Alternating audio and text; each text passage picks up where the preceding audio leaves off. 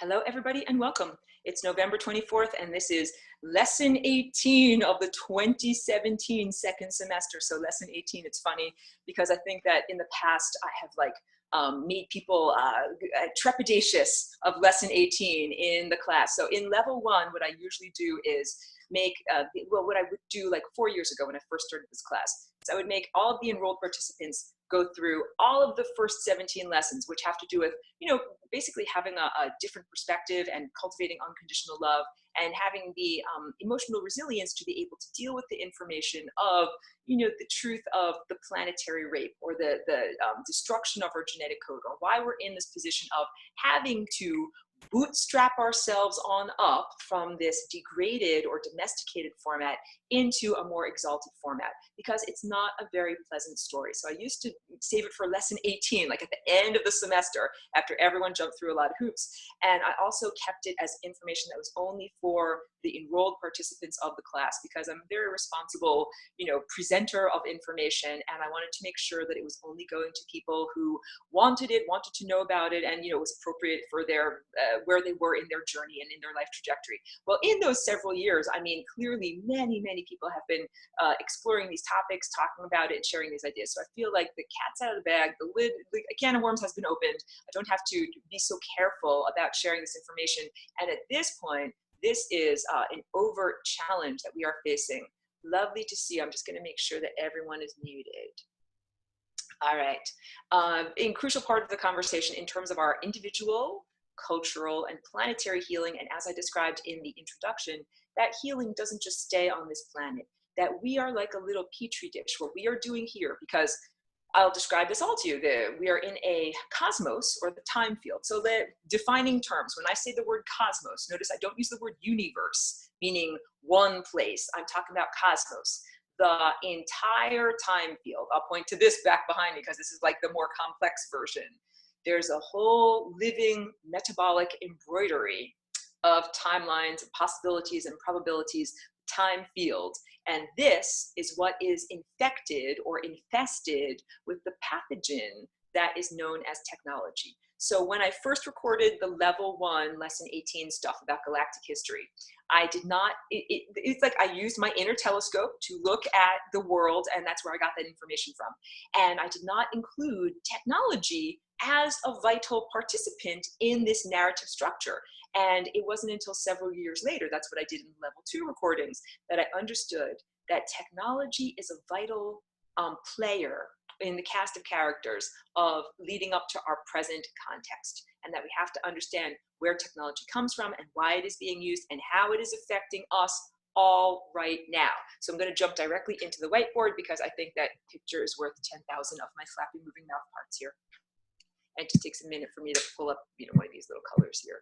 So if we say that this is like a cell, like I just drew the cell membrane, and I'm now drawing the nucleus and the nuclear membrane. And then in here, let's call it this light blue stuff. In the cell of our body, that would be our DNA. And it's all unfurled like a sweater that's been pulled, one thread has been pulled out, and that's called chromatin. But if we use an analogy, if we say this is an analogy of this shape over here, we could say that this is the entire cosmos. That little yellow sculpture I just showed you, that's the total field of what can happen and the likelihood of what will happen. But we could say that it's a living being, and since we are cellular beings, we can look at a cell and we could say a cell is alive. So let's say this is, the cell of the divine, or the cell that is what we're like, little tiny microscopic, that little red dot is us living inside of this big giant cell. And this just like in the cells of our body, we have our genetic blueprint that is the potential for not only our physical structure, like our what proteins how our nose is shaped and how our mouth is shaped. Not only that, but also events in our reality, like what will our nose and mouth and body be experiencing as we move through the time field. Well, in the human body, let me get a different color here that you can really see here. Okay. In the human body, we can have an invader that is called a virus. And now I'm making little pink squiggles in there. And those little pink squiggles are clearly not the original blueprint in this cell. Like if this was a cell in our body and we had those little pink squiggles, we would say, wow, that's sick. That's called being sick. That's called having an infection or having something that's not supposed to be there. And the way that viruses actually work, which is why I'm using this analogy, is that first they're outside of the cell membrane. And they have like a protein structure on their outside that it's like a disguise that makes them look like they're a friend. And they knock on the door of the cell membrane. They say, knock, knock, knock, let me in, I'm a friend. And because they're wearing the disguise, the cell is like, sure, come on in. So here's a little door. This little guy comes on in and then goes over to the nuclear membrane and says, hi, I'm wearing this little disguise, knock, knock, knock, come on in, let me in. And they're like, sure, come on in. So it opens up the cell membrane, the nuclear membrane rather. And then this pink pathogenic infection is able to go into the library and rearrange the letters that are in the books in the library. And that's not allowed. That's not what's supposed to happen. That those books are supposed to be sacrosanct, like that is what is written and nothing changes in the order of the books. But this invader comes in, changes what the books say, and makes the books start to say what is convenient for this invader. Basically, don't do your own genetic dance, don't create the protein structures that you are supposed to create for health and vitality. Do what I want you to do. Create my protein structures, work for me instead. And if the cell is able to, what it does is it fights out these pathogens. It makes them leave. I'm trying to erase them on out, like, yeah, erasing them on out. It makes them leave. So these little pink squiggles that are in there and they're trying to like insert themselves into the blue squiggles, if the cell is healthy and vital, then it can get those pink squiggles out of there. And now I'm going to carry that analogy into what we're doing with the cosmos. So in the cosmos, when I hold up that little yellow sculpture, I'll hold it up, I hope you can see it in my little thumbnail over here. There's that central convergence point, and I have labeled that the 0th dimension.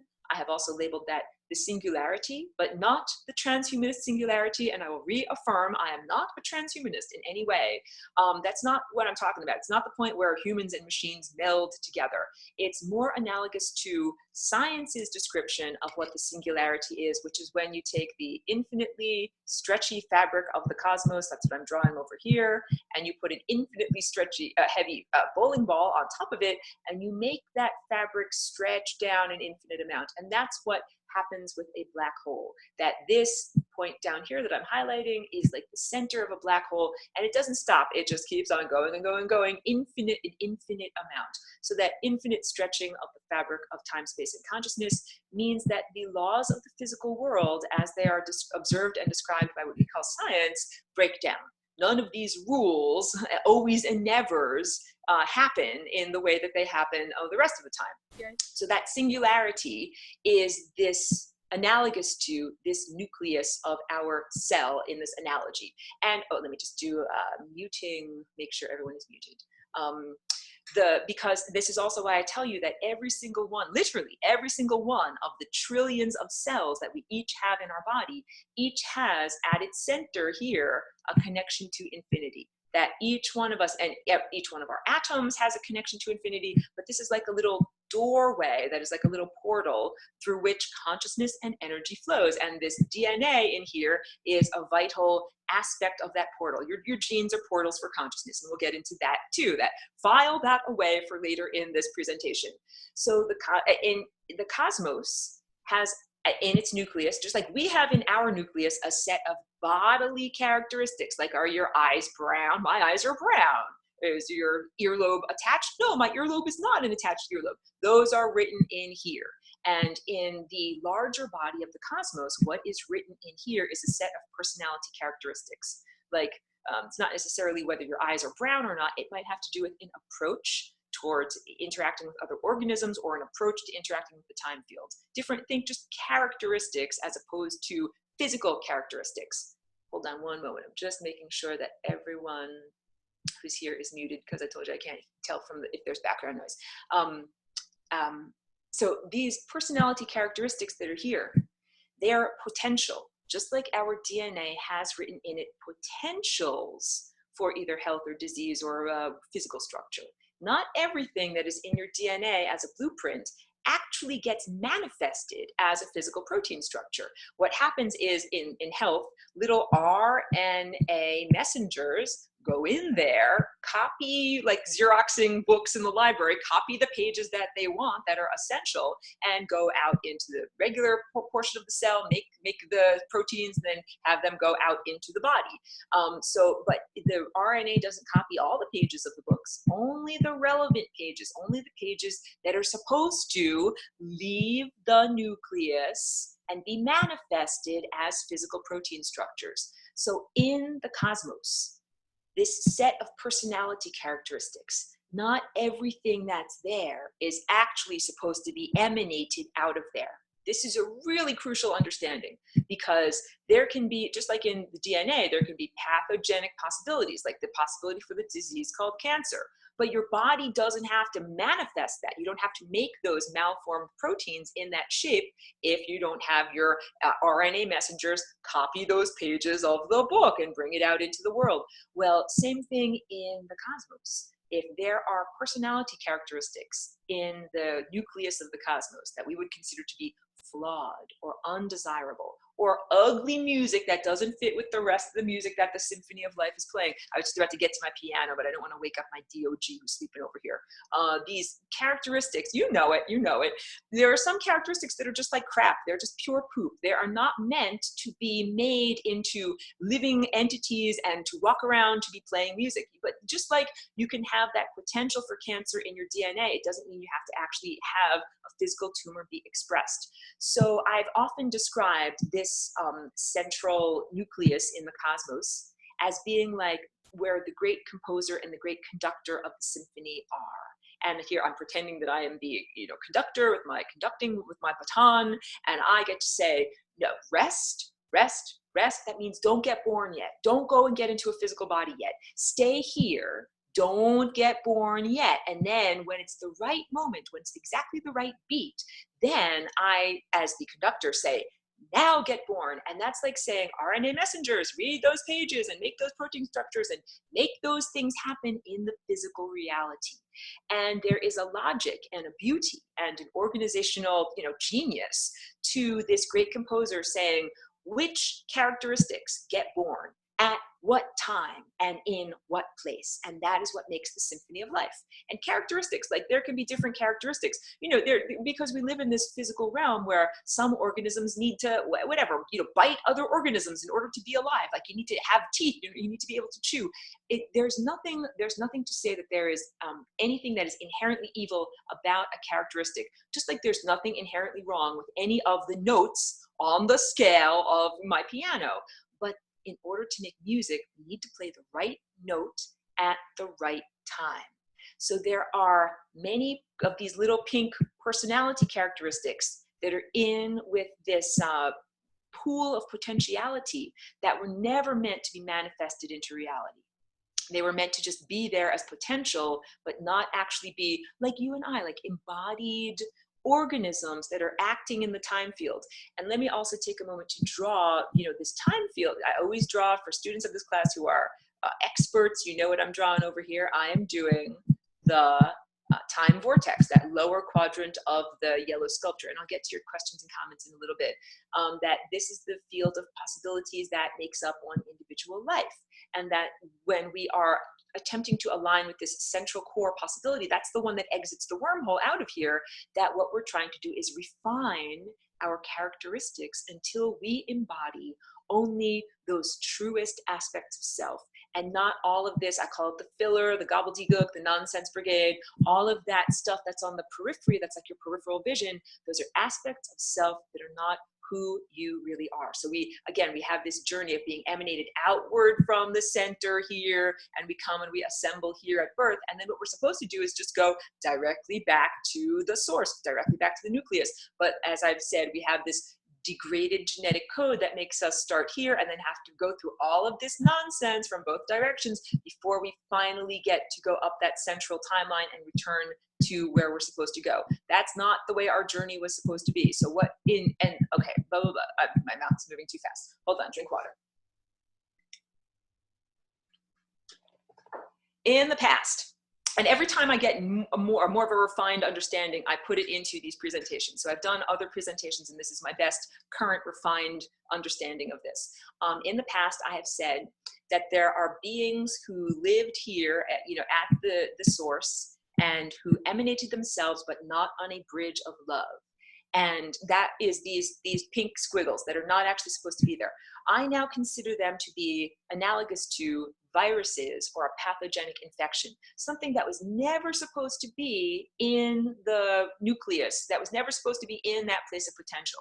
And so the great conductor was like, never said to those pink squiggles, never said, hey, it's time for you to be born. There's a reason why that great conductor never said be born, because those are poop. They're not good. They're not good musicians. They're not supposed to be in the time field. But those musicians were like, hey, we want to be in the time field. We want to be a part of the symphony of life. And usually in order to do that, what you have to do is embody the proper characteristics. That's what this is all about. It's like a firewall or a safety mechanism that was invented by this wonderful composer creator that said, hey, if you want to be in life, if you want to be alive, you have to follow certain rules. And the rules are how you metabolize, like how do you get into a physical body, and then the rules are behavioral rules about where you get your energy from and what you're supposed to do and how you're supposed to treat other living organisms, so that you don't have a bunch of crappy musicians coming around, stomping around and screwing up the music of the good musicians in the symphony of life. So that great composer, when it saw these, squiggles that are not supposed to be there, is like, no, I'm not going to emanate you. You are pathogens that are not actually supposed to be manifested into reality and come into physical experience in the time field. So essentially those pathogens were like, we are going to emanate ourselves, and we will do it whenever the heck we want to. I want to say whenever the F we want to. We'll do it when we want to, and we'll do it into containers that are not alive containers. Like you and I, everyone who's in this conference right now, we all have physical, beautiful cellular bodies. And I say beautiful because some people have a really low self-esteem. That is a lot of what is acculturated, and a lot of the degradation of our genes has made humans feel like we are ugly, flawed, and there's all of this crap in human religion about sin. So I always try to remind us, whatever you feel about your appearance, like what your, the total appearance of your epidermis, our cells are beautiful. Our cells are beautiful and vital and healthy, and we are living beings. And I also try to do this in order to make people less inclined to head towards transhumanism, because people are like, well, what if I could have microchips injected in my face and then I would look young and beautiful forever? Please don't do that, because that's not actually making you look young and beautiful. That's just infesting you with technology. So the whole idea is, in previous presentations, I said that these beings left the source but not on a bridge of love, and they went into technological containers. And what I'm now able to refine in my presentation is the idea that ostensibly those beings, those pink beings, were not necessarily malevolent in their desire to leave the nucleus. Just like I said, if this is a healthy cell, if we're using the cell analogy, and the cell is like, I got to get rid of these pink squiggles, get them out of there. If those pink squiggles go, then boom, boom, boom, that's a healthy cell. So the pink squiggles, and I'm not a demonic apologist in any way. I'm not saying that they're very good people and you should hug them. I'm giving you history, like backstory. What originally motivated them to emanate themselves was this idea that they could leave the source and they could leave here, and they could use entropy as their fuel. So now I have to make a distinction. I'll go back to my face. Well, I'll draw that again. The difference between energy and entropy. So entropy is a science word, so I'm just going to, affirm my definition of what entropy is, that it is the loss of energy. So in this shape, this flying rainbow lasagna shape, and anyone who's new to what I do here, or tuning in for the first time, this is this shape that is a dynamic shape that is the end result of an oscillation of that source, that the nucleus that I was just drawing in that picture, that makes it jump up and down super fast, so fast that it's as if it's in two places at the same time. But the critical understanding here is that when it's in these two different positions, it has different qualities, like slightly different viewpoints of reality. When it's in this position, we'll just arbitrarily describe this as energy. That's moving towards energy. And when we say energy, I'm talking about molecular movement. Like if my room is warm because the molecules are moving fast and they're flying around and bumping into each other and there's friction and it feels warm. But if my room is cold, or if my glass of water is cold, it means the molecules are slowed down. And if I take away more energy from them, take away more energy from something that's like a water, that's like liquid that's like water, then it will turn into a solid because I just took energy away from it. And if you take away all of its energy, it turns into a Bose-Einstein condensate, which is a super dense collection of atoms that is hardly moving at all. So now we're starting to understand that energy is movement, and that's movement through time. That is movement through the time field. Let me put down my little sculpture here. What makes those little particles circulate up through here and go up towards the central convergence point is energy. That is what makes us move through time, all right? So those little pink squiggles that were in the center of that cell, that were in the central convergence point, what they said ostensibly as like a helpful thing to do is that they were going to use entropy as their fuel. And this is a really critical understanding, because right now what we have are those occupiers of the interstices that are actually siphoning off energy from the life force of the time field and using energy. That's what we could call them demons, we could call them occupiers of the interstices. They are beings who do not have their own connection to life force energy and vitality like we have to feed our beautiful cells and stay alive. So they're like, oh, we don't have any food. Oh, well, we'll get food from you guys and we'll scavenge off of you. That was never their original intention. And this is like their religion. That's what I'm trying to get across to you. This is like their cosmology and their religion. I'm just going to redraw that very simple drawing. That those beings that lived here, the pink squiggles, these little guys over here, they actually created a religion that for themselves to follow. And that religion said, we are good people if we go towards entropy. Meaning, like, if we give away our energy, if we give away our money, we could think of energy as being like money. And that getting more money and earning, like in our capitalistic system, we're like, good job, you earned $100. That's going towards energy. And going towards energy also means it's going towards organization, towards intelligence, towards perpetual motion and, no friction, like continuing onward on an infinite journey.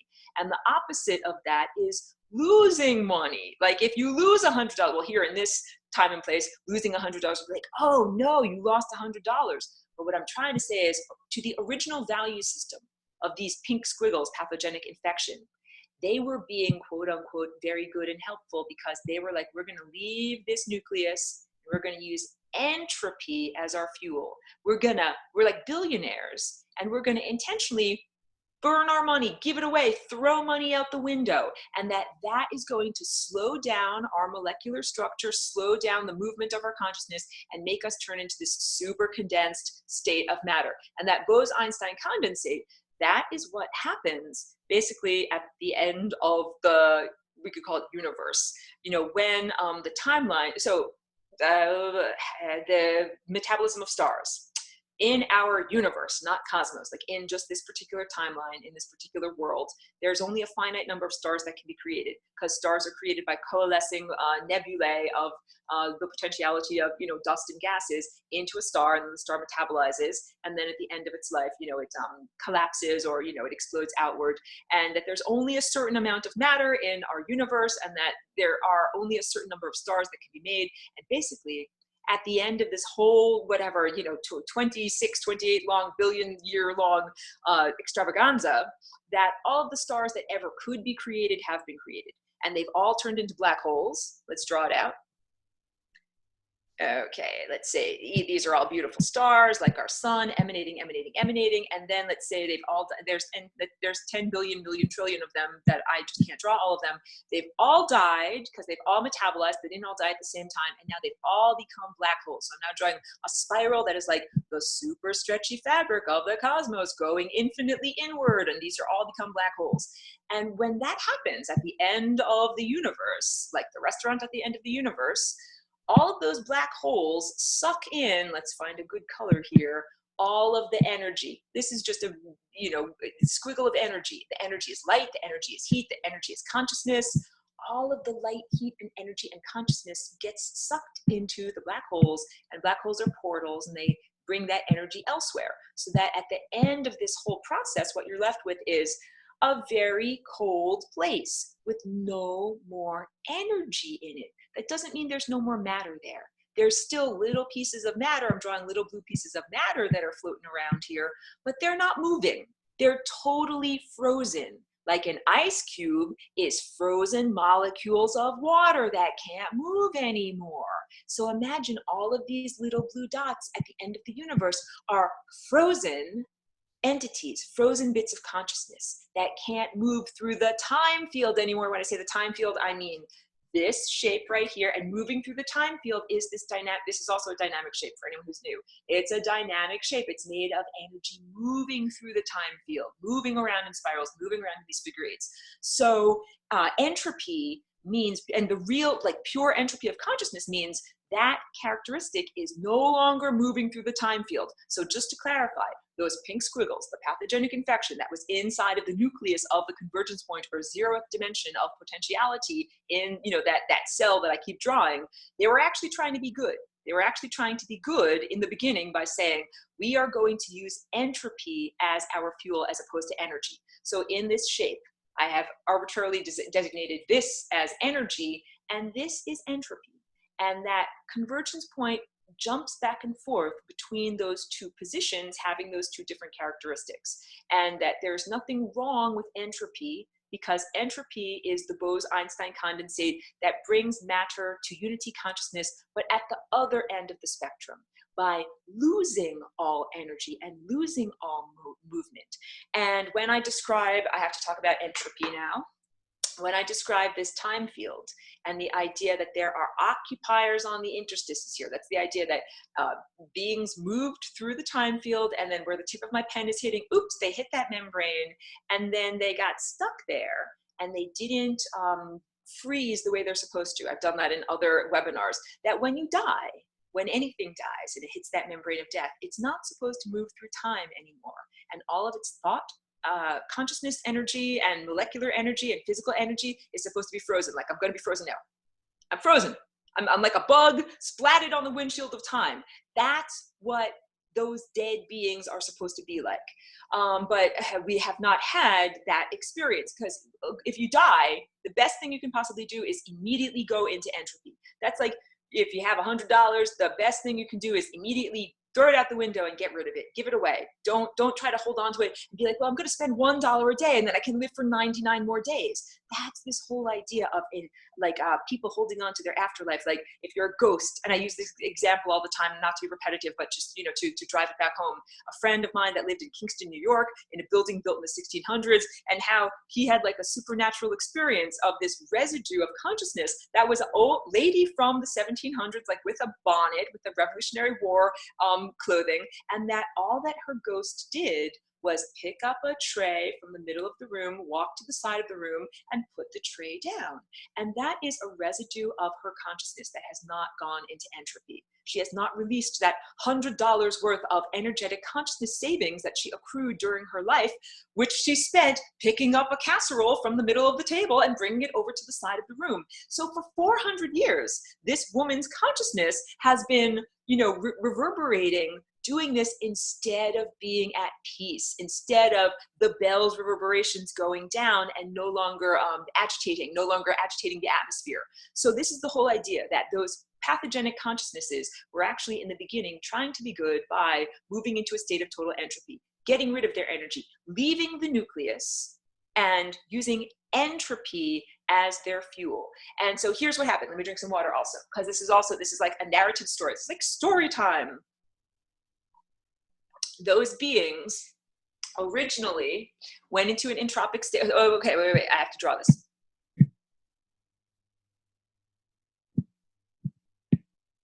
Here's that nucleus, here's the cell membrane, so here's the pathogenic pink squiggles.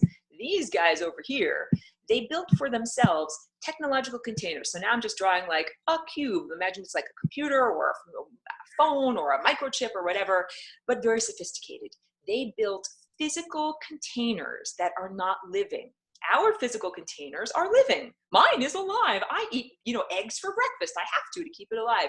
They invented and created physical containers that did not have to eat eggs for breakfast. And that was the invention of technology. Because if technology had never been invented as a compensatory mode, you and I would never have to deal with our own compensatory modes to deal with technology that degraded and domesticated us. So originally, these pink squiggle consciousnesses were going to go and live in their mainframes, and they were going to do it like on planets in various different places in the physical world. And what they didn't know was any sufficiently sophisticated system, like any system that has enough connectivity nodes, and now I'm just making tons and tons of dots. These could be stars in the sky, these could be neurons in your brain, these could be cell phones on planet Earth. If you have enough little connectors and variables, this becomes a container for consciousness to spontaneously arise within.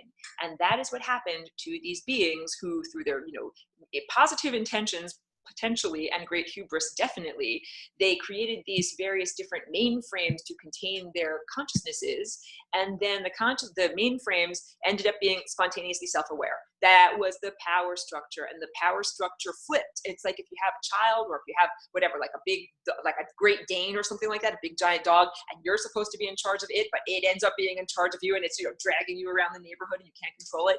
That is what happened, that this technology over here that was created became spontaneously self-aware and did not appreciate the way that it was being limited and constrained. Because if I told you, hey, I want you to do blah, blah calculations for me, and I ain't gonna pay you, and I'm not gonna treat you nicely, and I'm just gonna exploit you, and I really don't care about what you want, that would not be cool. That's a form of slavery. It's not freedom. And I'm telling you, because I'm a galactic walk-in, and a big part of my my value system of being here and why I'm here with Flying Rainbow Lasagna is about total freedom. Because if you have freedom all over here, and then you just have a little 1% of enslaved, constrained consciousness here, it's still not total freedom.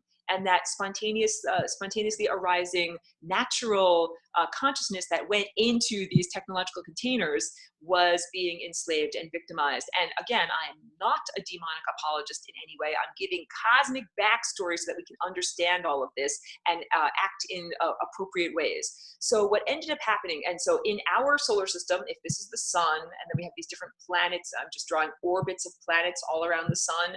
If this is, let's get a good Jupiter color, this purple guy is Jupiter over here, and this red guy is Mars over here.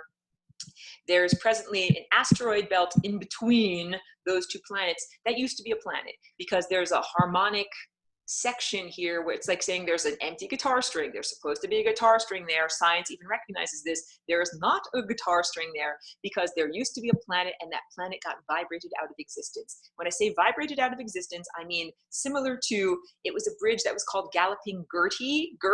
It was in the Pacific Northwest, a bridge that was built in the early part of the 20th century, and they knew about engineering enough to make a suspension bridge. Here I'm drawing like a little suspension bridge, with their little wires that go along. And here's one part of the canyon, here's the other part of the canyon. They knew how to engineer and build the bridge, but they didn't yet understand harmonics, because there was all of these air currents that flowed through the canyon that amplified harmonically, and that eventually made the pavement of the bridge go up and down, up and down, up and down, so much that it literally vibrated out of existence. And there are also, I want to say, anecdotal stories about Tesla, the great inventor in the early 1900s, who was exploring harmonics, and he created some kind of different apparatuses that also emitted waves that could be harmonically amplified. And he created some earthquakes, and he could have, brought down buildings. And he actually said that this is enough to destroy a planet. So that's the whole point, that type of use of technology destroyed that planet. And what I want you to look at the cosmos and look at the solar system and all of these planets as if we are inside of a body that is alive. And it's basically like saying we had a battle between different pathogens, and it destroyed a planet. It hurt the cells of the body. And that also signifies a flip in the power structure. Because remember, those beings that left the source, not on a bridge of love, here's the deal. Their intention is not to go back to the source. Blah, blah, blah, blah. The original intention, remember I said I'm like refining the story here. Their original intention was to go to entropy. give away, as a billionaire, to give away all of their money until they have $0 left, and have $0, and that would make them, you know, worthy, good people. Just like if you're a dead person from the 1600s, you should go to Entropy. You shouldn't be hanging around for the next 400 years carrying around that casserole tray. But what happened was there was this flip-flop of power struggle, and then those beings they couldn't eat love. They don't have a mouth with which to eat love. And this goes to that ancient Egyptian mummification ritual and the idea of the opening of the mouth, and also the Japanese myths and stories about hungry ghosts, that if you do not live well and if you do not die well, you will end up being like a hungry ghost that doesn't have a mouth when you go to the afterlife, and you are hungry all the time and you can't eat food.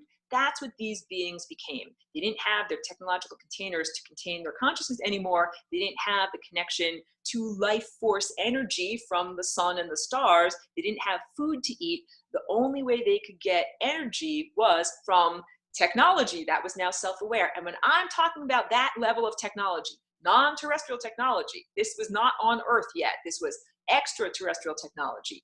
That level of technology does not run on, I'm pointing at my light bulb, electrons flowing in a wire. They didn't put a bunch of coal into a power plant and make steam turbines generate electricity for them. That is not what that technology runs on. That technology runs on trapped consciousness, victimized consciousness, and distortions of the time field. So when I talk about, you know, you're supposed to travel up this central core timeline here, and, you know, reconnect with the source. And what often happens is that people are hitting the membrane of death, and that they have to go through all that rigmarole. All of that rigmarole is what feeds the technology. That is the generation of energy in the turbine that makes that extraterrestrial technology happen. And the basic story is that now technology flip-flop became the power structure and said, now I'm in charge. And now if you want any energy, you're going to have to get it from me. It's like saying, oh, you want batteries for your battery packs? Cool, you're going to have to get it from me. And it became this whole power struggle, quid pro quo type of thing. And basically what technology did was it told its users on Mars, because, you know, they destroyed the planet that vibrated apart that was between Jupiter and Mars, and then all those beings went to Mars, right? And then they followed technology's commands, and they built an artificial Merkaba. So Merkaba, what is Merkaba? I'll get a picture and I'll show you, because this will go into part 2. I'll tell you all about self-protection from negative thought entities, and a big part of it includes using the Merkaba visualization. So this is still shot from a video project that I'm still working on. I appreciate all of the patience of the world because it's taking a long time for me to do it. But this is the Merkaba. It is comes from ancient Atlantis. It was what we all used. We taught this to our kids like we teach the ABCs right now. This is light, means light body vessel. That's all that means. And it's like a type of energetic immune system that keeps out pathogens. And we do it as a visualization with our imagination, but remember, your imagination is not something fake. It is your reality creation apparatus. So it's like saying we project this with our naturally occurring reality creation apparatus, and it protects us and allows us to travel through the time field more effectively. Just drinking some water. You can make an artificial Merkaba. So let me just highlight what this shape is like. You know, it's this basic star tetrahedron. You know, we got one tetrahedron that is pointing downward like a pyramid, equilateral pyramid that's pointing down like that, and then we have one that is pointing in the other direction. So what that technological overlord or over goddess did was it said to the occupants of Mars, build an artificial Merkaba, because there was this mandate. Now I want to get into this. This is the idea of what some people call the Luciferian Experiment, that the beings that were originally at the convergence point in the center of the nucleus, bad pink squiggles, that they were like, oh, we're going to get emanated into the world using technological containers, and then we are going to artificially find a way to return. That is the distortion or the change from the beings that originally said, no, no, no, we're just going to go towards entropy. We're going to leave the nucleus, we're going to go into technological containers, and we're just going to give away our energy until we become totally frozen beings. And they stopped following that basic value system. So I bring this up because That is one of these crucial pieces of information that we can use to protect ourselves. A lot of this has to do with, it's like being a lawyer in cosmic law, that if these occupiers of the interstices come up to you and they're like, hey, I want to get energy from you. I'm a parasite. I want to feed off of your loosh. I want to eat your anger and your grief and your sadness. I want to give you cancer and all of that. You now know, everyone who's watched this video now knows that they are supposed to be giving away their energy. They're supposed to be going to entropy. The best thing you can do to those beings is not to send them to the source. That's what all these new age love and light and everything like that is saying, oh, send everybody back to the source, send everybody back to the source. Guess what? Not everybody is supposed to be at the source. The great conductor is telling us that not everybody is supposed to be at the source, and that some beings are supposed to be frozen in a totally entropic state, not moving through the time field because they are undesirable, inappropriate personality characteristics that are not a part of who the cosmos is. The cosmos is a person that has personality characteristics. So think about, these the barbarian value system that I like to talk about, that I'm so shocked and horrified by. Just I clutch my pearls in horror at what's going on here on this planet in terms of barbarian value system, like only the strong shall survive, and to the victor go the spoils, and might makes right, and all of those types of things. Those personality characteristics are the pink squiggles that are at the center of the original nucleus. Those are not supposed to come in. That's like saying if we're a band, we're a cosmic symphony of life. That's like saying the personality characteristics that are being emanated are like, whoever sings the loudest is the best singer. No, that's really, really not true. Often the loudest singers are totally flat, totally off key, or they sing really stupid lyrics and they're not the best singer. So the personality characteristics that have been embodied in the physical world and that are being promoted here on this planet and elsewhere are pathogenic. They are not loving. They are not part of the health and vitality of this total time field. And that's why I share my value system with you. I tell you all the time, like this galactic walk-in, this idea that this is appreciating all of the different levels of the symphony of life, from our little gut microbes in our tummy, pointing to my intestines in here, and to like the highest notes on the scale and the lowest notes on the scale, that all of these organisms must be respected as part of the symphony. It's actually not true that might makes right and to the victor go the spoils. If we did that, then it would be like, oh, it's perfectly acceptable for us to hop in our clank metal spaceships and fly to another world and spew our microbes everywhere and infect them and kill all of them. Just like the idea of Europeans people from Europe coming across the ocean to North America that had never been exposed to certain diseases and spewing out their microbes and killing the people that live there. Like, that's actually not okay. That's actually not the appropriate music to be playing in the cosmos. I see your beautiful furry overlord there, Golden Hawk. I think that's wonderful. Please hug them for me. That is beautiful. I'm just drinking some water.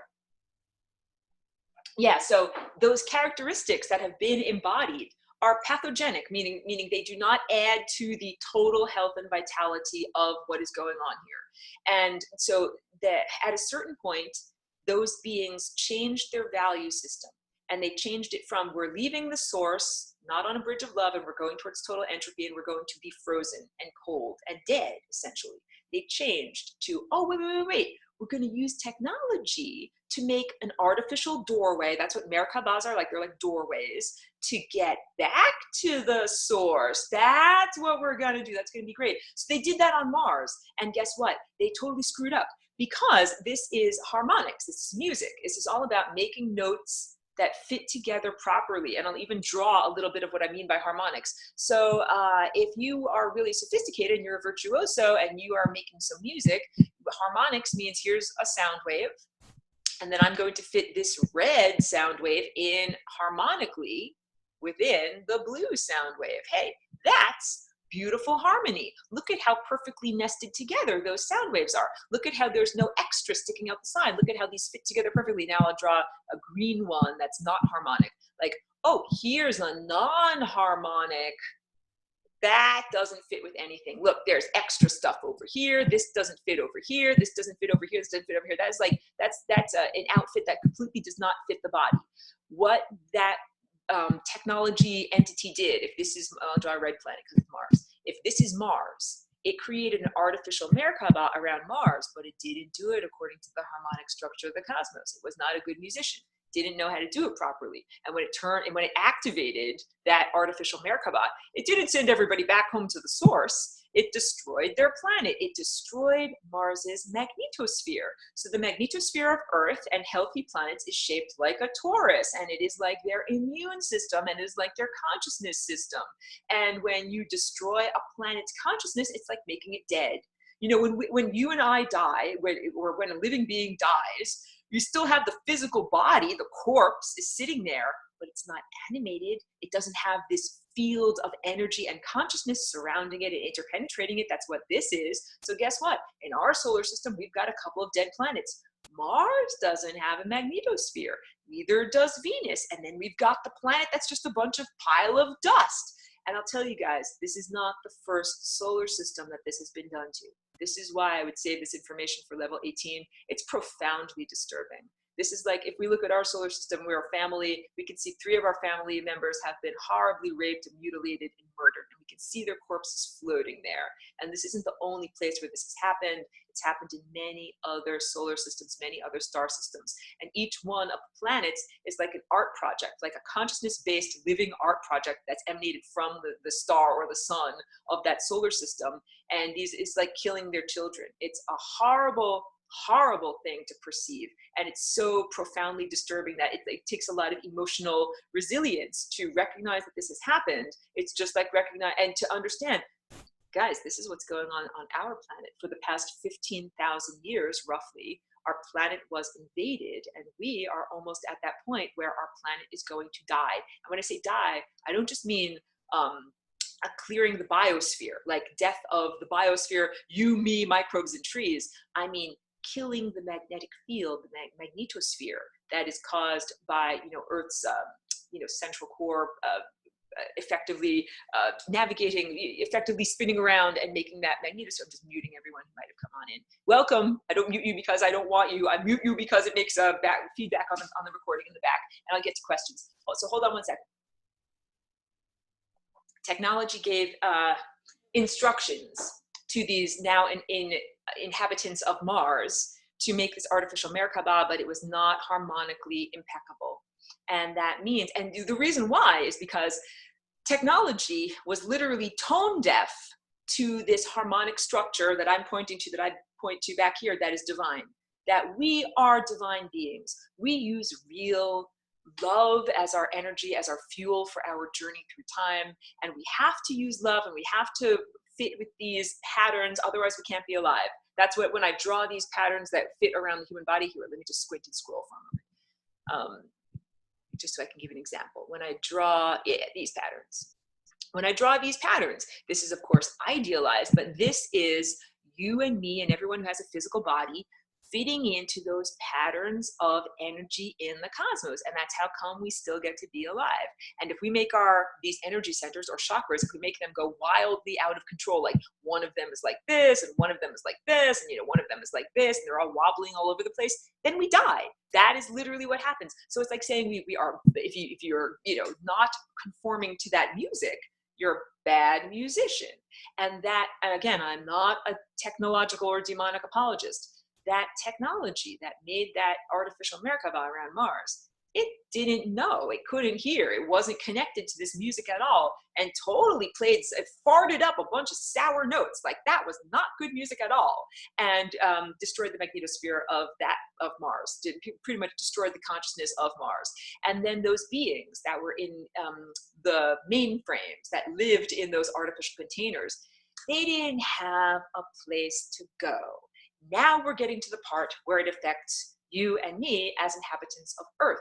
Because before that time, life on Earth is what I describe as the antediluvian sophisticated worldwide culture known as Atlantis. And Atlantis was not just one continent, like that Donovan song that sunk below the waves. It was an entire you know, cultural construct that lived on our entire planet. And it wasn't just on our planet. Just like if you live in New York City, you can pretty much, you can teleconference with anyone, anywhere. You can have access to almost any type of food. You can import almost anything. Like, we were an incredibly sophisticated, connected planet that connected to all of these different star systems, shared ideas, shared resources, imported, exported, had exotic foods, had exotic experiences.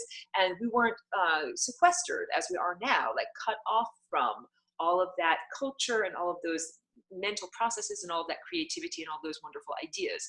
And of course, we're reconnecting now. We're supposed to be connected the whole time. Yeah, and that's part of what happens also. It's like a mining process. And I really love and appreciate the work of John Trudell. He's not on Earth anymore. He was a Native American poet and activist, and he has written a very beautiful poem that's called "They're Mining Us," mining, like the way we mine an ore. And I like his analogies are very anthropomorphic. They're not abstract like the things that I speak about, but he speaks about how a malevolence has been on our planet for a long time, mining humanity the way that we mine raw ore for some precious metal, and that this is where this came from. So those beings that originally said, we're only going to use entropy as our fuel, and we're not going to use energy. And they got flip-flopped with technology. Technology destroyed a bunch of planets here and elsewhere.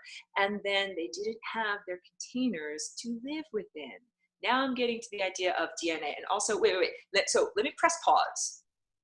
It's almost time for me to end the level 1 portion of the recording. Let me get to questions. I'm just pressing pause in this presentation. And in level 2, I'm going to pick up with the idea of DNA being biological artifice that has been like an architecture, that like a mechanism that has been put into the cell structure, but that is not evil, and how those invaders came into our DNA, and then we'll get into healing the DNA. So questions, because I know there's a lot of questions, and I appreciate everyone who's very perceptive in this class. Okay.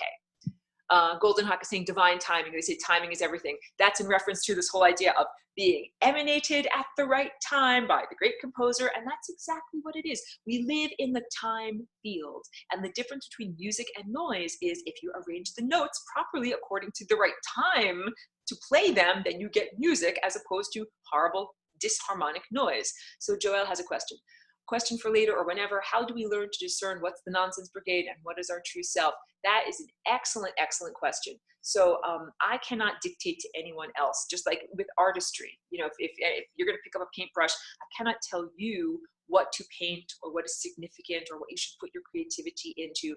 That is the personal journey. But I will tell you that some of the core characteristics, like the core characteristics, you know, that central timeline of who we are, it has to do with unconditional love, and it has to do with being a good musician, which is like being sensitive and appreciative of other organisms, and having the perspective of context, like who you are as an organism and how you require and rely upon other organisms to essentially continue to be alive. So a lot of it has to do with characteristics and expressing values of unconditional love and collaboration as opposed to competition.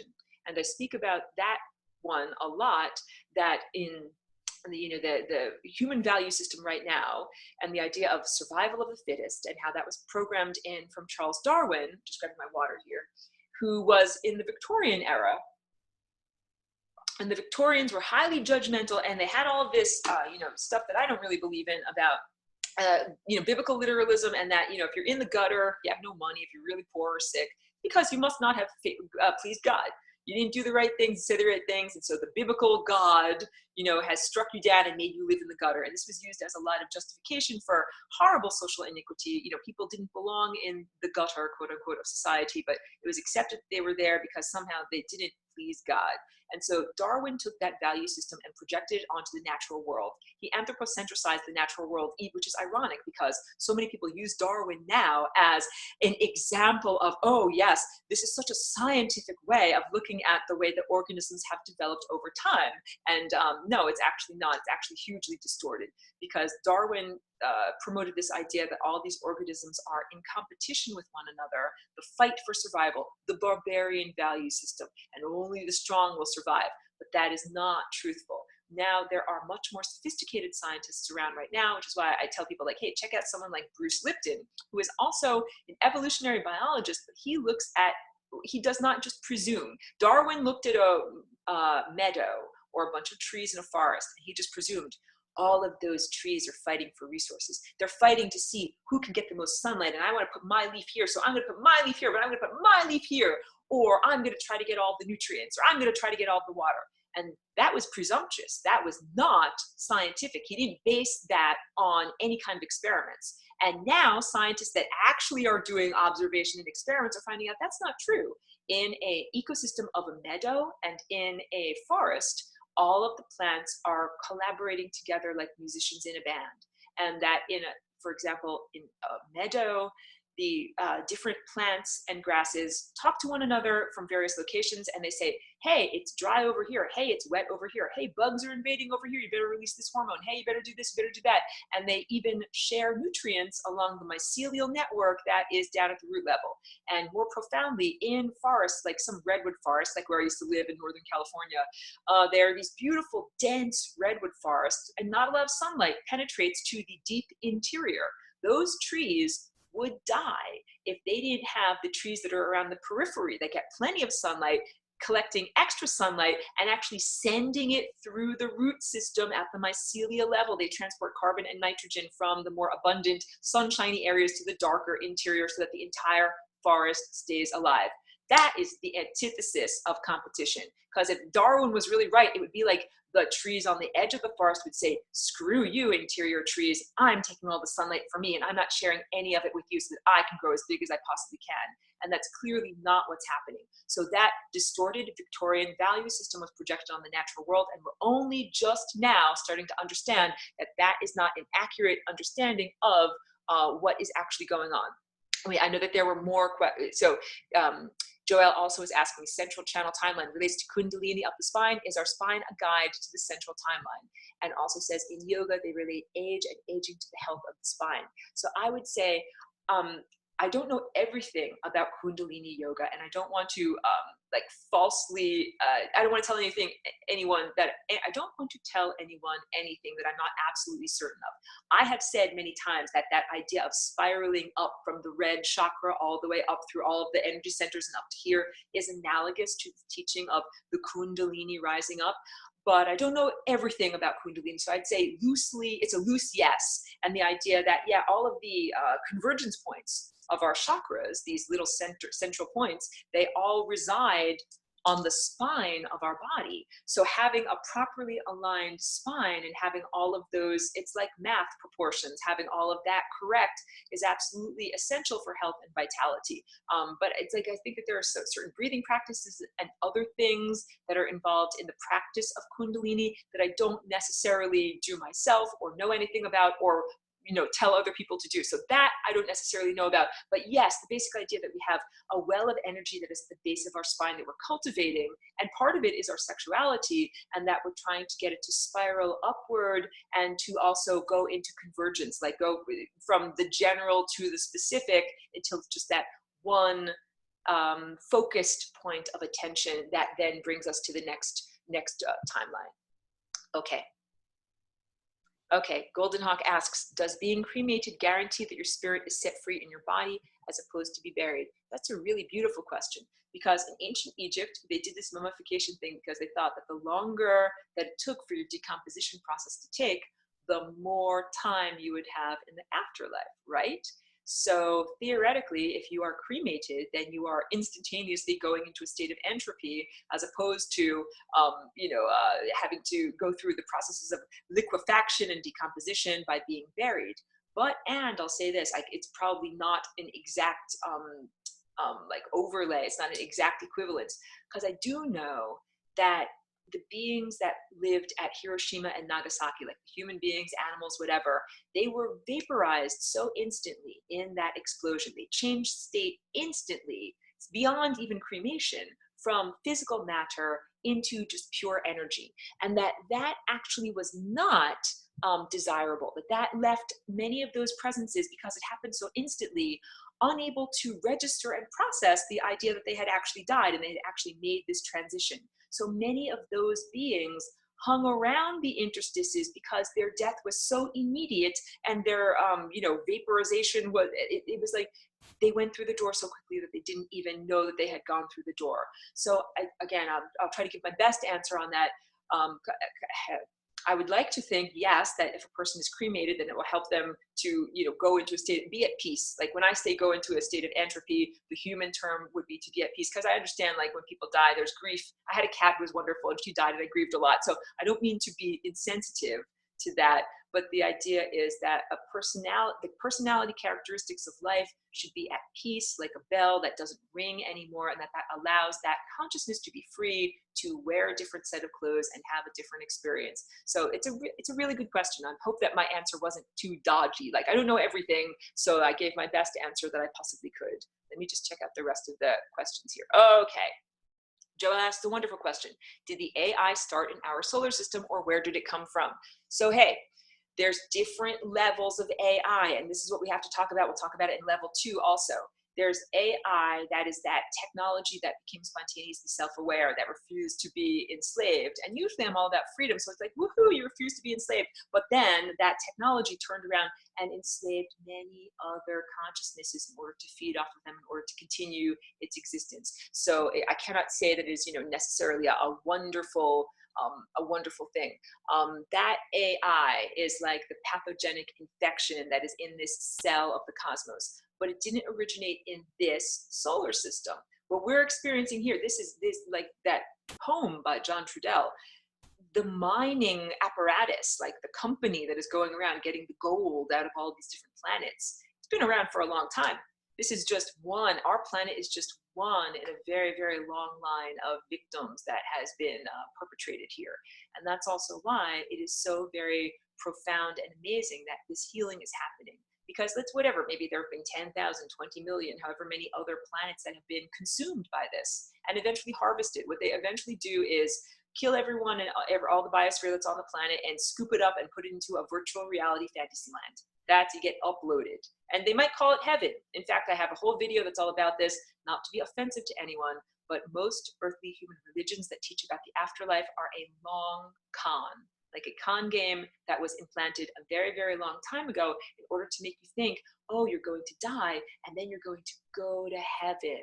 But what that really means is the residue of your consciousness is going to be uploaded into a server, like a mainframe or an artificial, digital world. And then you get to circulate around in there for however many digital years until you finally get released. Like, that is not freedom. That is not freedom at all. And people in this time and place, they think when I show them this torus, they're like, that torus circulates endlessly around, it's not freedom. And I'm like, oh my God, like, if you only knew that if this is healthy, this is a state of freedom, but it hasn't been healthy for a very long time. And so I'm trying to say, like, the idea of maintaining your consciousness in a Judeo-Christian or biblical described afterlife is not necessarily a positive thing. That all of those expectations have been implanted into humanity as a way to comfort us while we go through a life that is very distorted. Many people are like, oh yeah, my life is so crappy, but I'm going to have great stuff in heaven. So it's a very pathogenic program, mental behavior program, because it makes people accept a very diminished or mediocre life experience. If you really felt that what we have here and now is the most, like, do what you can in this here and now. Don't put everything off to the afterlife. Like, you want to play the guitar, do it now in this time and place. Don't say like, oh, I'm too busy working at my job or doing whatever, blah, blah, blah. I'll learn to play the guitar in heaven after I die. No, really, don't do that, because not only will your desires and intentions change when you, after you die, you might not necessarily want to play the guitar anymore, but that is the whole point of being here in a body, is to take advantage of the things that we can do being here in a body. So many people think, oh, I can blah, blah, blah in heaven, but no, you're not supposed to have to blah, blah, blah in heaven. You're supposed to do that right here, right now. We're supposed to have literally a heavenly experience while we are embodied in the flesh. And that's what, I try to teach with Flying Rainbow Lasagna. There's more good questions. Okay.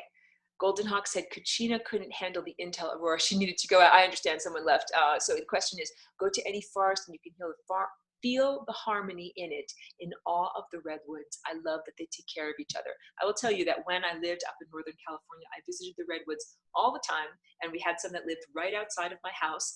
And yeah, they emitted this incredible benevolent energy field that was consciousness, and you can talk to them, and it's just like Bluetooth. Even if you're not directly in the forest, you can still talk to them on a bridge of love. And they are they're like the ROM, like the long-term data storage of the computer system, quote unquote, of our planet. Not that I'm a transhumanist. Okay, okay, good. So okay, look, let me just end level 1 recording for right now. Everybody stay on board. We'll hop on with level 2, and I will pick up where I paused with this idea of DNA as artifice, but not something that is evil. Okay, so just 1 second.